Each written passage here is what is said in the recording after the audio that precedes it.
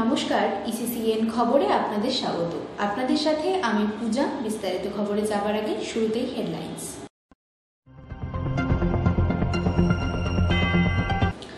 কোচবিহার জেলা পুলিশকে গোবরের পিঠে খাইয়ে অভিনব প্রতিবাদ আন্দোলনে সামিল হল বিজেপির ছাত্র সংগঠন এবিভিপি।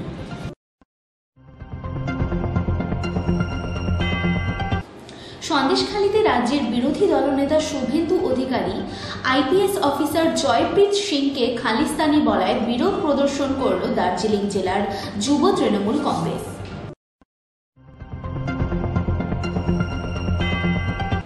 মাথাভাঙা এক ব্লকের বৈরাগীরহাট এলাকায় তৃণমূল বিজেপি সংঘর্ষে আহত উভয় পক্ষের বেশ কয়েকজন। আসছি বিস্তারিত খবর। কোচবিহার জেলা পুলিশকে গোবরের পিঠে খাইয়ে অভিনব প্রতিবাদ আন্দোলনে সামিল হল বিজেপির ছাত্র সংগঠন এবিভিপি। সন্দেশখালীর বর্বরচিত ঘটনাকে সামনে রেখে কোচবিহার জেলা পুলিশকে গোবরের পিঠে খাইয়ে অভিনব প্রতিবাদ আন্দোলনে সামিল হল বিজেপির ছাত্র সংগঠন এবিভিপি। এদিন এবিভিপি কোচবিহার জেলা শাখার পক্ষ থেকে কোচবিহার জেলা পুলিশ সুপার দপ্তরে একটি স্মারকলিপি প্রদান করতে জমায়েত হয়। অভিযোগ, তাদেরকে আটকে দেয় পুলিশ। অভিযোগ আরও গুরুতর, তাদেরকে অফিস পর্যন্ত পৌঁছতে দেয়নি পুলিশ কর্মীরা। ঘটনায় পুলিশ কর্মীদের সাথে ধস্তাধস্তি হয় এবিভিপি কর্মী সমর্থকদের। তার প্রতিবাদে ডেপুটেশন কপি তারা আগুন দিয়ে পুড়িয়ে দেয়। কেন পরে আপনাদের নাকের ডগায় কেন একের পরে এদের নাকের এইভাবে দিনে দুপুরে ধর্ষণ খুন খারাপ হচ্ছে? কি করতে পারছেন?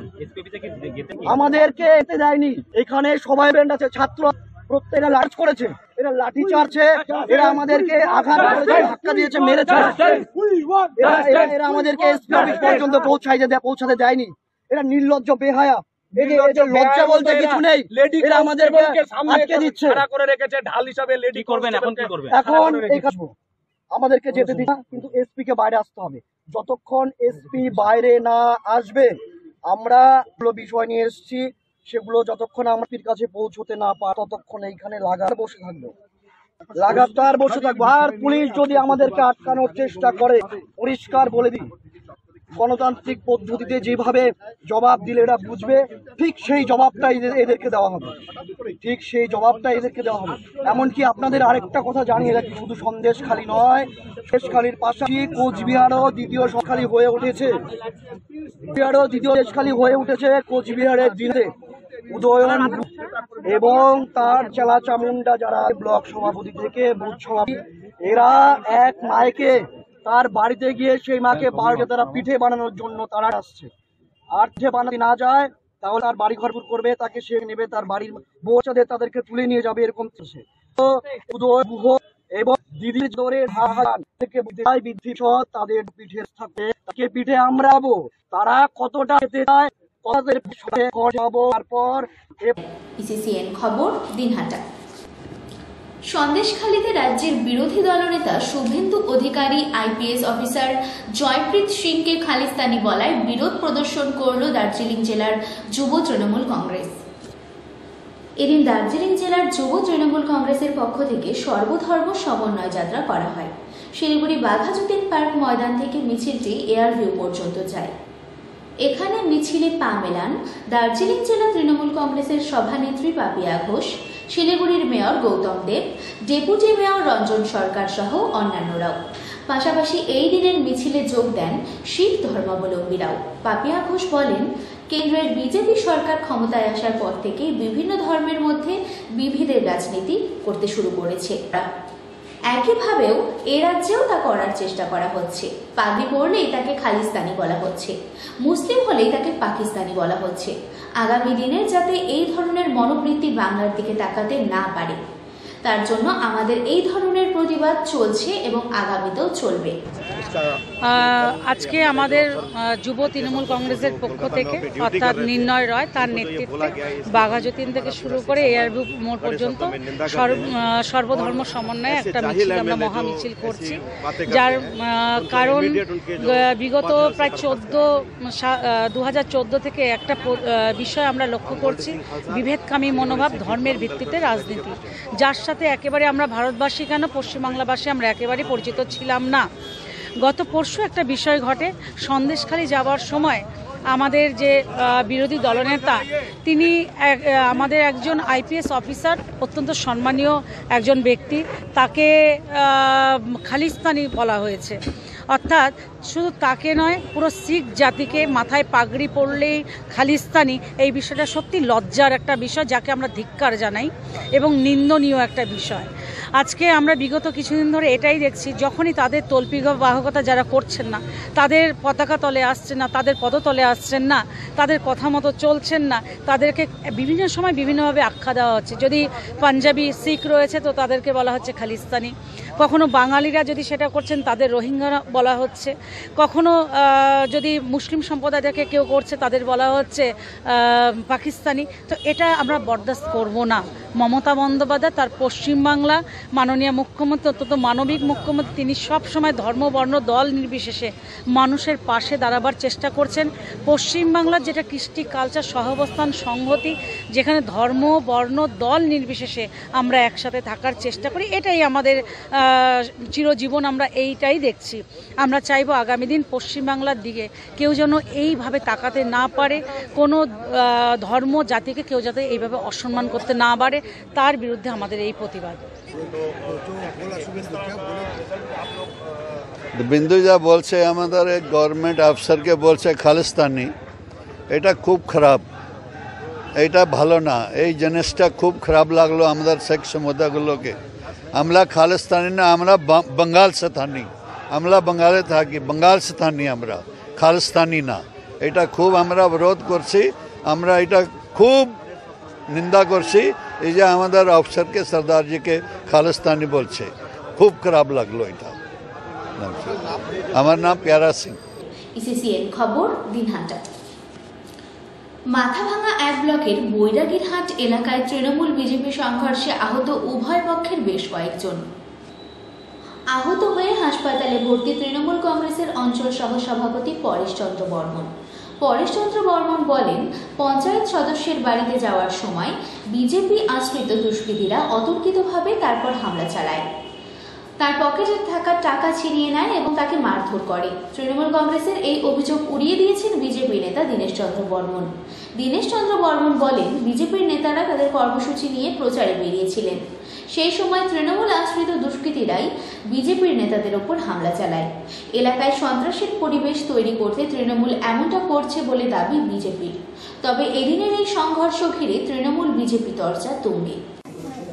সেই ক্যাম্পে আমি নেতৃত্ব হিসেবে আমি ছেলেবেলে নিয়ে ওখানে কিছু আমরা জব কার্ড, আধার কার্ড, অ্যাকাউন্টের একটা সমস্যা সমাধান করেছিলাম। সেখানে আমাদের বিরোধী পক্ষের কিছু লোক, মানে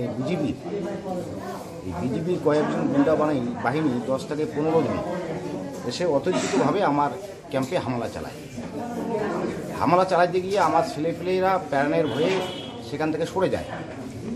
আমি অঞ্চল তৃণমূল কংগ্রেসের সহসভাপতি হিসেবে সেই জায়গায় আমি এখানে বসেছিলাম।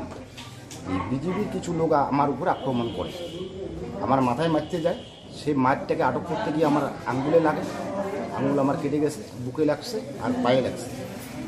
তারপরে ওরা যখন হামলা করে আমার এখান থেকে চলে যায়, তখন আমি পরে যেটা হয়েছে সেটা পরে আমি কিছু বলতে পারি না। তখন আমি অজ্ঞান হিসেবে ওখানে পড়েছিলাম। এখন আমি হসপিটালে, শুধু এটাই বলতে পারি আমাকে কিবা খারাপ নিয়ে আসছে, হসপিটালে অ্যাডমিশন করাবো।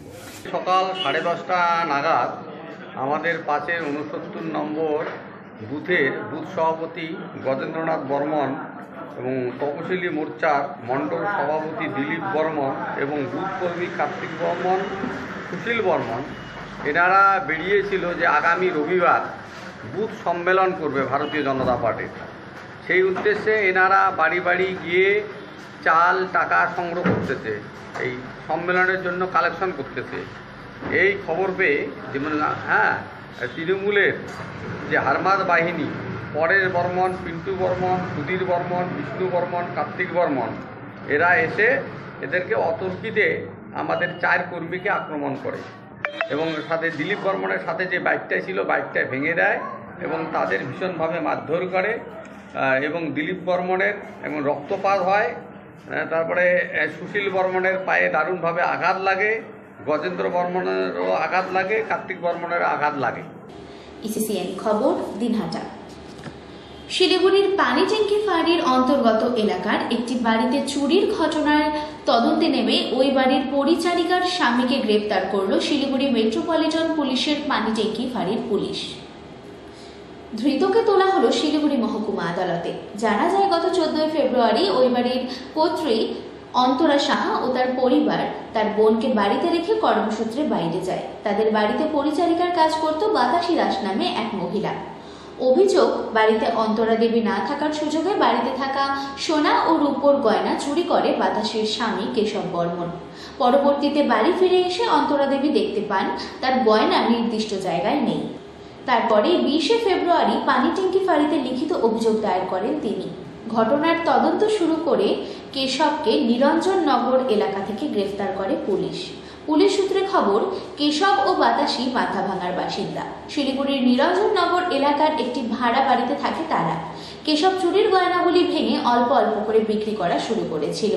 সেই গয়না বিক্রি করে সে 36,000 টাকা পায়। নিরঞ্জননগর এলাকার ভাড়া বাড়ি থেকে সেই টাকা ও বাকি গয়না উদ্ধার করে পুলিশ। ধৃতকে এদিন আদালতে পাঠিয়ে পুরো ঘটনার তদন্ত শুরু করেছে পানিট্যাঙ্কি ফাঁড়ির পুলিশ। ইসিসিএন খবর, দিনহাটা। ময়নাগুড়ি ব্লকের প্রভাত কুমার রায় আরবিএম এবং বজরির ব্যবসা করেন। ময়নাগুড়ি ব্লকের রাজারহাট এলাকায় স্থানীয় প্রভাত কুমার রায় আরবিএম এবং বজরির ব্যবসা করে। বৃহস্পতিবার আরবিএম সরাতে গেলে নজরে আসে একটি মর্টার সেল। এই মর্টার সেল দেখতে পেয়ে বাড়ির মালিক রাজারহাট ফাঁড়ি এবং ময়নাগুড়ি থানায় খবর দেয়। ঘটনার খবর পেয়ে ময়নাগুড়ি থানার পুলিশ ঘটনাস্থলে পৌঁছে যায়। ময়নাগুড়ি থানার পুলিশ এ ব্যাপারে আর্মির সঙ্গে যোগাযোগ করে।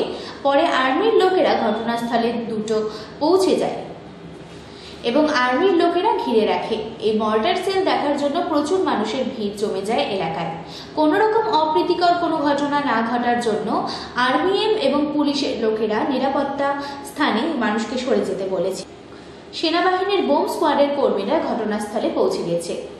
মর্টার সেলটি করার জন্য সেনাবাহিনী প্রস্তুত হচ্ছে বলে খবর লেখা পর্যন্ত জানা যায়। এই ঘটনায় গ্রামের লোকেদের আতঙ্ক সৃষ্টি হয়েছে। পাথর এবং বেড মিশালির মালিকের পক্ষে জানানো হয় এগুলি তারা বাইরের থেকে নিয়ে এসেছে। পাশেই তো এই মোটরটা ফাটালো সামনে আর কি। তো কতটা আওয়াজ হলো? মানে আওয়াজটা তো মোটামুটি আমরা তো বুঝতে পাইনি যে এতটা আওয়াজ হবে। তো মোটামুটি ভালোই আওয়াজটা হলো। আওয়াজ হওয়ার পরে একটু মানে গন্ধ আসলো। যখন এই জিনিসটা পাওয়া গেল এখানে, আপনারা আতঙ্কিত ছিলেন? হ্যাঁ, আতঙ্কিত ছিলাম। প্রথমে তো আতঙ্কিত ছিলাম না, তারপর মনে মনে ভাবছি যে একটু গিয়ে দেখি। তারপর তো পুলিশগুলো আসলো, বললো যে যাওয়া যাবে না। তখনই আপনারা ভয় পেয়ে গেলেন? হ্যাঁ, তখনই মানে প্রচন্ড ভয় পেয়ে বাচ্চাদেরকে স্কুল থেকে নিয়ে আসলাম। স্কুল থেকে নিয়ে কোথায় গেলেন আপনারা? বাড়ি আসলাম। পুলিশগুলো বললো যে ঘরে থাকবেন। রান্নাবাড়ি হয়েছে? প্রথমে ভাবছেন অন্য কিছু? হ্যাঁ, প্রথমে ভাবছি অন্য কিছু। তারপরে যখন শুনলেন বোমের মতো, তখনই আপনারা ভয় পেয়ে বাচ্চাদের স্কুল থেকে নিয়ে আসছেন? নিয়ে আসছি। হ্যাঁ, প্রথমে আমরা ভাবছি যে ওই যে তিস্তা যে পাওয়া গেল যে মটন সেল গুলো, তারপর তো পুলিশ বললো যে না, এটা একদম অরিজিনাল বোম। তারপর তো ইসিসিএন খবর, দিনহাটা।